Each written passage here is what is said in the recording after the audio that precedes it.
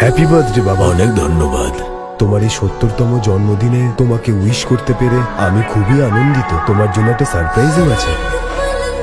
তোমাকে দেখে ভালো লাগছে খুব। এতদিন তুমি কোথায় ছিলে বাবা? আমার জন্য কোনো সারপ্রাইজ আছে? বাবা আসলে কি হয়েছে? কিছু বলো না, থামো। তুমি কি এখানে একা এসেছো? হ্যাঁ মা, ছেলেরা কাজে ব্যস্ত আছে, আর কিছুক্ষণ বাদেই ওরা চলে আসবে। তোমার ছেলেদের তো ঠিকঠাক একটা কাজও নেই, তাহলে ওরা কিভাবে ব্যস্ত আছে? এখানে দাঁড়াবে না, দাঁড়িয়ে দাঁড়িয়ে আর আমার সম্মান নষ্ট করো না। মা, আমি বাবার জন্য এই উপহারটাই আনতে পেরেছি। মেঘনা তোমার বাবার জন্য দামি ওয়াইন উপহার হিসেবে এনেছে, আর প্রিয়াও তো কত দামি ওয়াইন এনে দিয়েছে, আর তুমি এই ছেঁড়া কাপড়ের ব্যাগটা এনেছো। এতে আর এমন কি থাকবে? পার্টি শেষ হলে যাওয়ার সময় এই সস্তার ব্যাগটা তোমার সঙ্গেই নিয়ে যেও। থামো না, আমাদের ছেলে কত বছর পর এলো, ওকে এইভাবে এইরকম কথা শোনানো বন্ধ করো। রাঘব বাবা, চল ভেতরে চল। যা খুশি করো তোমরা। মা, স্নেহা, বাবা রাঘব, তুই তো জানিস তোর মা কেমন জেদি। সে যা বলছে তাতে কিছু মনে করিস না। ও যাই বলবে চুপচাপ শুনে নিস, বুঝেছিস? বুঝতে পেরেছি বাবা। রাঘব, আমি সব সময় চিন্তা করতাম যে তুই কি করছিস না করছিস, আমি তাতে খুব কষ্ট পেতাম। বাবা, এই সব কিছুর একটা কারণ তো আছে। ঠিক আছে, বুঝেছি। চলো পার্টির জন্য তৈরি হয়ে নাও, সবাই ভেতরে অপেক্ষা করছে। চলো তুমি গিয়ে দেখা করো ওদের সাথে, আমি আসছি। দাও, এটা দাও। তুমি ভেতরে যাও, আমি আসছি। কতদিন পর দেখা হলো। প্রিয়া, মেঘনা, তোমাদের কতদিন বাদে দেখলাম। ওরে বাবা, তুমি এতদিন কোথায় ছিলে? হঠাৎ করে এখানে কি মনে করে?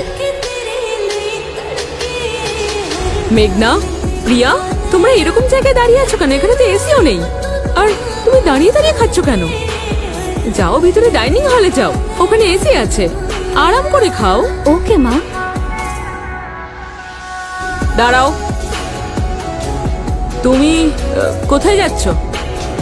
পার্টির জন্য টেবিল সাজাতে হবে, ওখানে গিয়ে হেল্প করো আমাদের। এইটা কি মা, তুমি ওদের বলছো এসি ঘরে যেতে, আর আমাকে কাজ করতে বলছো? এই, ওদের সঙ্গে নিজেকে তুলনা করো না। মেঘনার ডিগ্রি সম্পর্কে ধারণা আছে? ইন্টারন্যাশনাল স্কুলে ও কাজ করে, প্রিয়া এমএনসি তে কাজ করে, আর তুমি বলার মতো একটা কাজও করো না। তোমার সাহস কি করে হয় ওদের সঙ্গে নিজের তুলনা করা? মা, রাঘব, কি হয়েছে? কিসের কথা কাটাকাটি হচ্ছে? বাবা, মা ওদের বলল বিশ্রাম নিতে, আর আমাকে বলল রান্নার লোকেদের সাথে গিয়ে কাজ করতে। রাঘবকে তুমি রাঁধুনি পেয়েছো? ওকে তুমি রান্নার কথা বলেছো? তুমি কিন্তু ওকে মাথায় তুলছো। বাবা ছেড়ে দাও বাবা, কি কাজ করতে হবে বলো, আমি সব করে দিচ্ছি। রাঘব এই ধরনের কাজ ছোটবেলা থেকে খুবই ভালো করত। একদম ঠিক বলেছিস, ওর দ্বারাই এই কাজটাই হবে। চলো চলো, তোমরা ভিতরে চলো। স্যার, আপনার সব ভাইয়ের সাথে কথা হয়ে গেছে, তাদের সমস্ত গিফট পাঠিয়ে দেওয়া হয়েছে।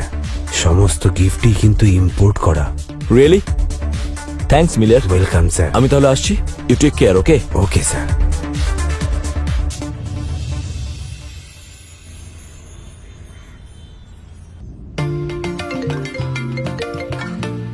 হ্যালো। হ্যাঁ বাবা। রেবন্ত, কত দূরে আছো?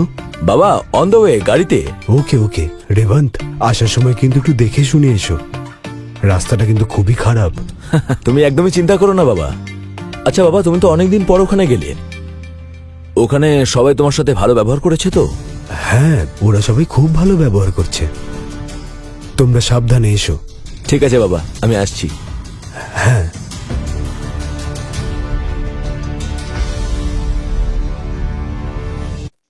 রাঘব, প্রিয়া এই কস্টলি ওয়াইনটা লাস্ট ইয়ারে আমাকে গিফট করেছিল। আমি তখন থেকে এটা ওপেন করিনি। আমি শুধু সব সময় তোমার জন্যই অপেক্ষা করেছি, তুমি এসে এটা খুলবে। নাও খোলো। থাক বাবা, এটা থাক, আমি নিজেই তোমার জন্য একটা খুব ভালো উপহার এনেছি। রাঘব, তুমি তো জানোই মা এখানে রয়েছে, আর বাকিরা সবাই কস্টলি উপহার এনেছে। আর আমি এত বছর ধরে এই কস্টলি ওয়াইনটা নিয়ে তোর জন্য অপেক্ষা করেছি। এখন তুই এটা খুললে আনন্দ পাবো, আমার এত দিনের মনের ইচ্ছা পূর্ণ হবে। নে খোল না। দরকার নেই বাবা, এটা তুমি রাখো। আমার ছেলে রেবান্ত তোমার জন্য একটা স্পেশাল উপহার নিয়ে আসছে, তোমার ওটা খুব ভালো লাগবে।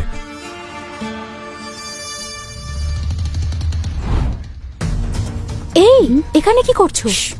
এদিকে আয়। কি হয়েছে?